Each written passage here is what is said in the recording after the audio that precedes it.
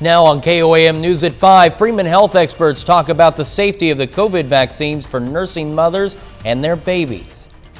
Defense officials warn of a high security threat a day after a deadly attack at the Kabul airport.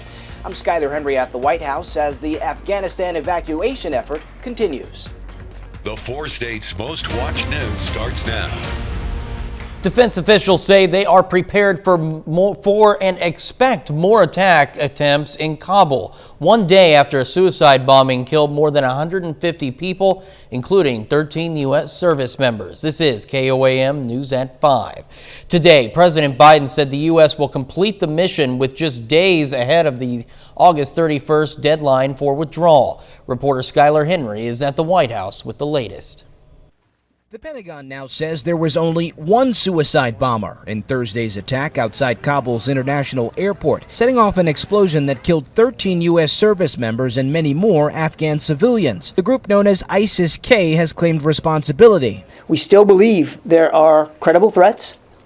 In fact, I'd say specific credible threats. President Biden met with his national security team Friday ahead of his first face-to-face sit-down with Israel's new prime minister, Naftali Bennett.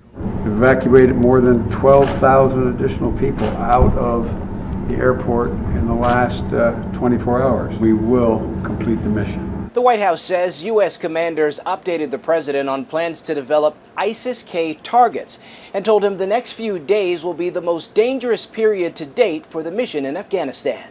The president and the military feel they have all the authorities they need to attack ISIS-K. Congressional Republicans have vowed to hold President Biden accountable for the chaotic U.S. withdrawal. There will be a day of reckoning, and we have a constitutional rights. Flags at the White House and other federal buildings will fly at half-staff until August 30th to honor the victims. Officials say the roughly 5,000 U.S. troops on the ground are taking maximum force protection measures as they continue to evacuate thousands from Kabul airport. Skyler Henry, CBS News, the White House. The U.S. Marine Corps confirms that 11 of the 13 U.S. service members killed Thursday were Marines. The identities of the fallen are being withheld until 24 hours after all next of kin have been notified.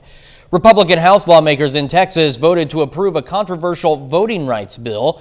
The bill bans drive-through and 24-hour voting, increases ID requirements for mail-in ballots, gives more powers to partisan poll watchers, and limits voter assistance. Republicans use claims of voter fraud to push for the bill that Democrats say will limit people's ability to vote. Nick Kelly joining us on another pretty warm and toasty day. Yeah, certainly is, Chris. After we had a mild start this morning, back into the low to almost mid-90s for some, despite at least some of our view of the partly sunny skies from 7th and Range Line. We're still trying to hold on to some heat advisories out there for much of southwest Missouri and Bourbon, Crawford, Cherokee counties. Those will expire, though, once we hit 7 o'clock in the evening, so the humidity should not be very high for those wanting to get out to the first football games of the season this evening. I have been keeping an eye on maybe a stray thunderstorm or two around Mount Vernon and around Table Rock Lake, but in general, much of the area is dry to start the evening out, and that's how we're going to stay for the rest of the evening. Lower 90s for most of us right now. Feels like the upper 90s, though, with the humidity still in play. But Chris will thankfully drop back through the 80s, especially by 8 o'clock, down to 79 by midnight, 73 for overnight lows. And we'll see if we can get good rain chances back in here soon, here in just a bit. All right, Nick, thank you. Freeman Health System says it's safe for new mothers and to nurse their babies after getting the COVID vaccine. Health experts at a press briefing today said the vaccine should be offered to women during and after pregnancy. They say the vaccines have a proven safety record and the antibodies they offer can be passed down from mother to child in the womb and through breastfeeding. We have studies that have documented transmission from mom to baby, so we think there is placental transfer of both a natural immunity, so if you just had COVID infection, you can transport those antibodies to your baby, or if you have the vaccine, you make antibodies, you can transport that to your baby. Freeman says it continues to see an increase in patients dealing with severe COVID symptoms. The winners in the first round of Missouri's COVID-19 vaccine drawing have been announced, which includes some in the Joplin area. Although the Department of Health and Senior Services says they can't say for certain whether this has played a part in raising vaccine rates across the state, they heard that it did help some individuals. One Joplin winner says he didn't know about the program until after being vaccinated. I honestly just got the first dose on July 26th. And later that day, I was talking to my parents and they told me about the COVID vaccine lottery. I didn't even know it was a thing. And so I got onto the Department of Health and Senior Services website and lo and behold, saw it there. So I entered and I guess I was the lucky one. The state health department says the next drawing of winners will occur later tonight. And tonight is the start of high school football in Missouri. For us, that means the start of Friday night football on the KOAM News at 10. We'll have highlights from all of the top games in the area, including Webb City taking on Joplin. We'll have a preview of that game and a couple of others in the KOAM News at 6. And that brings us to today's KOAM News Now Insta Poll. Today's question is, who do you think is going to win tonight's matchup between Webb City and Joplin? You can vote at KOAMNewsNow.com/vote or through the KOAM News Now mobile app. Results are updated live, and we'll be checking in on them periodically through the KOAM News at 5, and we'll have final results on the KOAM News at 6. Still ahead, tips to prevent a tragedy. A new study shows a child is treated for a furniture or TV tip-over injury every 46 minutes. I'm Michael George with how to keep your kids safe. And next in Health Watch, we'll hear from medical experts on if it's safe to get a COVID booster shot and flu vaccine around the same time. Topping today's Health Watch, the CDC recommends getting your flu shot before the end of October. A new report says this year all flu vaccines available will be quadrivalent, meaning they will protect against 4 different flu viruses. Health officials stress with COVID-19 and flu possibly spreading at the same time this winter, getting a flu shot may help reduce the stress on the healthcare system. The CDC is also recommending that people get a COVID-19 booster shot 8 months after your second shot. For many people, that's going to fall right in the middle of when they would also be receiving their flu vaccine. Reporter Megan Schiller has more on what you need to know if you plan to get the 2 shots. Esperanza Bayer just received a new kidney. She is one of many immunocompromised people now eligible for a COVID-19 booster shot. I was in dialysis close to 3-4 years, something like that. How are you feeling now in comparison to? Oh, it's wonderful. The CDC announced we'll need booster shots for better protection. But for many, that 3rd shot will come around flu season. When the COVID vaccines first came out, we said no other vaccines within 2 weeks of a COVID vaccine. Until a few months ago, scientists didn't want overlap.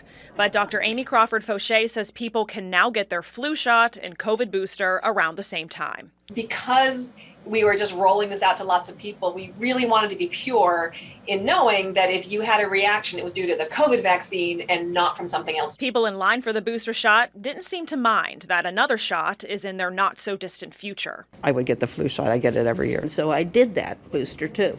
I get all my boosters, all my shots all the time. Infectious disease specialist Dr. Graham Snyder warns against skipping the flu shot, saying we will not likely see a repeat winter with low flu cases. We were working from home or doing school from home. We were limiting the number of contacts that we had, and we were all masking. Now, obviously, that has changed and will probably remain changed going into this winter. That's why doctors say schedule both shots in whatever order works best for your schedule.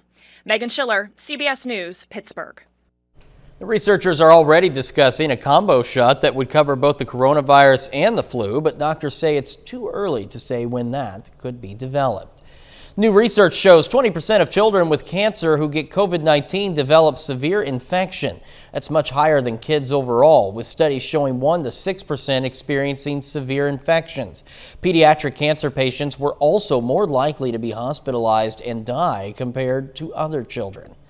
A new study has found the connection between air pollution and mental illness. According to research published by the British Journal of Psychiatry, exposure to higher levels of air pollution can increase the severity of mental illnesses like schizophrenia and bipolar disorder, as well as depression.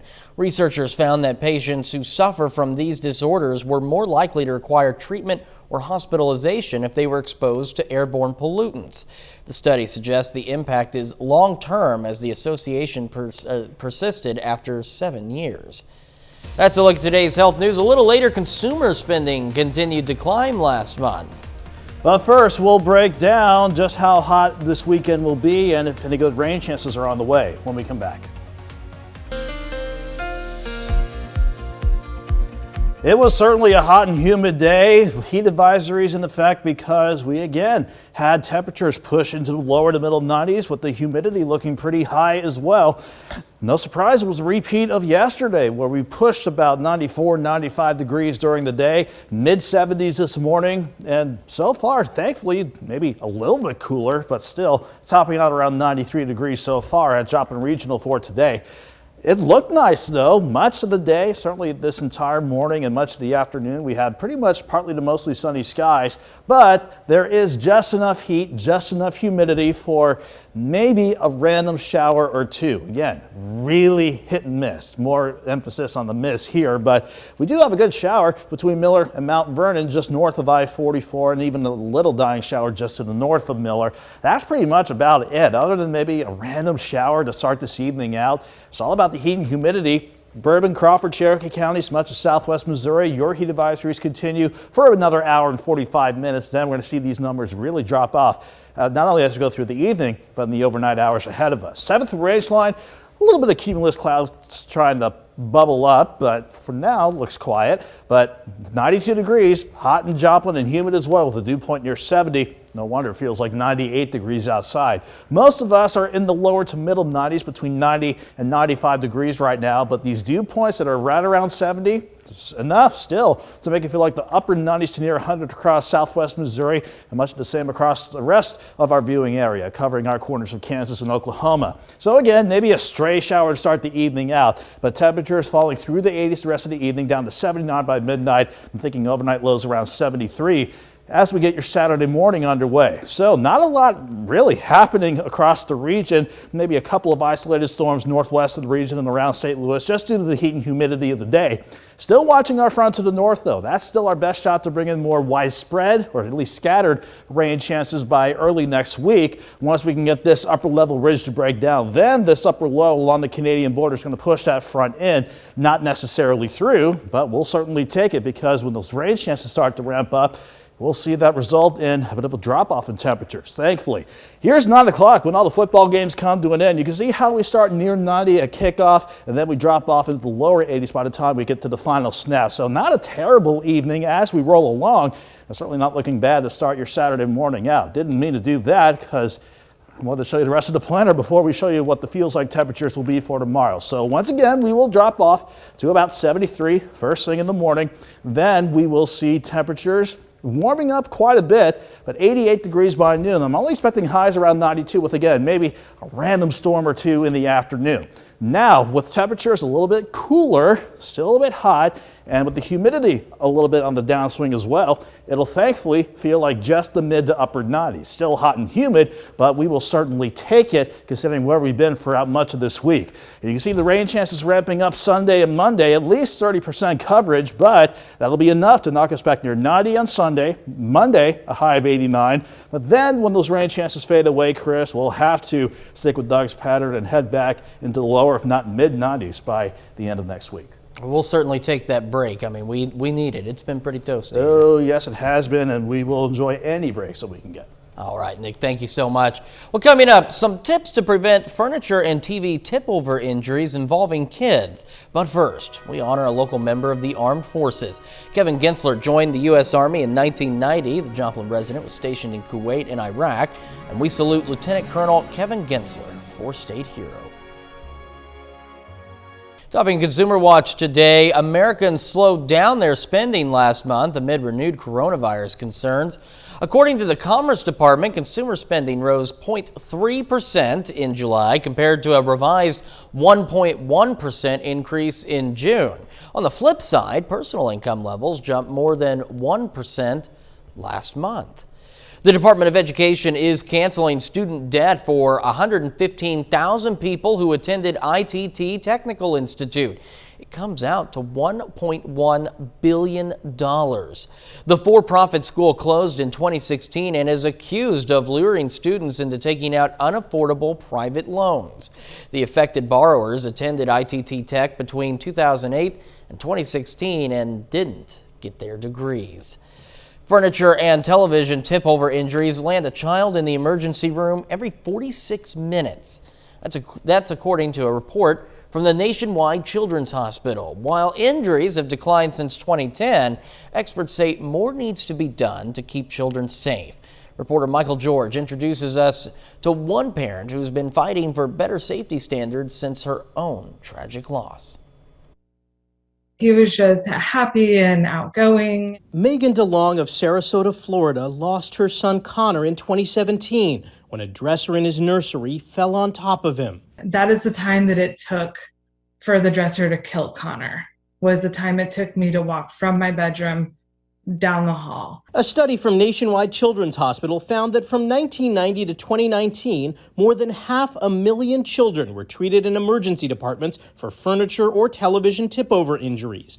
In 2019 alone, that number was over 11,000, or one child every 46 minutes. There's absolutely no reason why a child should be injured, and certainly no reason why a child should have a lifelong disability, or worse, to die from a furniture or TV tip-over. It is absolutely preventable.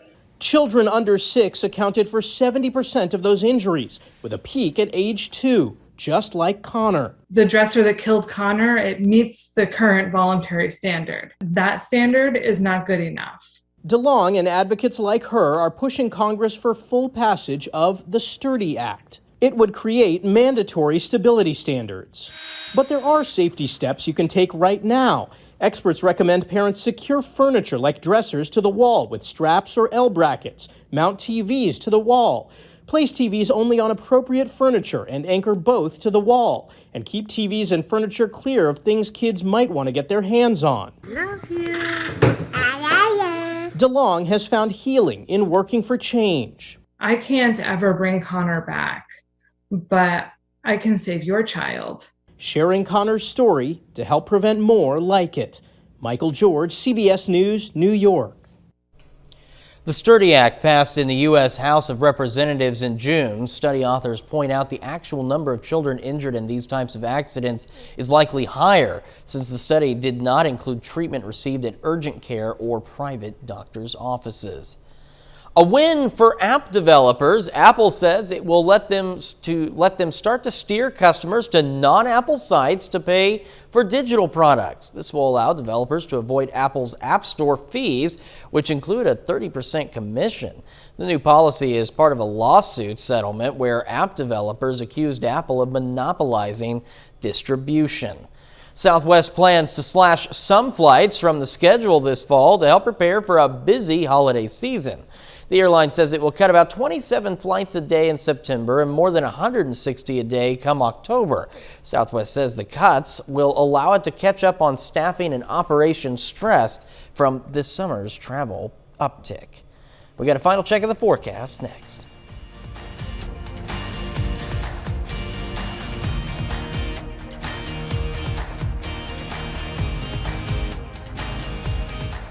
The CBS Evening News is next. Then on KOAM News at 6, we'll have more on a local winner of one of the Missouri vaccine lottery drawings, plus a Kansas City councilwoman and Missouri congressman working together to try and bring an Afghan refugee and his family to safety.